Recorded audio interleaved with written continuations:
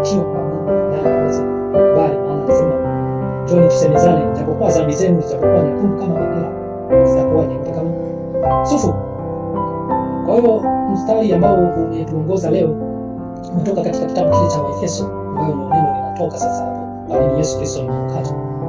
Tusome hapa Waefeso 5 mstari kuanzia wa kwanza. Anasema hivyo mfuateni Mungu kama watoto wanaopendwa, mfuateni Mungu kama watoto wanaopendwa, mkaenende katika upendo kama Kristo naye alivyowapenda ninyi, tena akajitoa kwa ajili yetu sadaka na dhabihu kwa Mungu kuwa harufu ya manukato.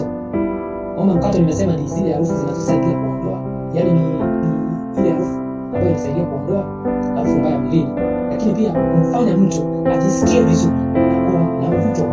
Kwa hiyo matendo mabaya huwa yanatufanya sisi wanadamu tutengwe na Mungu, tuwe mbali na Mungu, lakini pia wanadamu wanatuchukia. Kama ni mwizi huwezi kupendwa, kama ni mshtaki huwezi kupendwa, kama ni fisadi huwezi kupendwa, kufanya mbele sana sio rahisi kupendwa. Kwa hiyo Yesu Kristo kama manukato, tukiingia ndani yake tukamkiri, atatufanya tujisikie vizuri, lakini pia tuwe na mvuto wa watu wa Mungu. Asante sana kwa kutazama. Nipende kuambia kwamba neema ya Kristo ikawa pamoja nawe. Wewe unasikia na unasikia. Amen.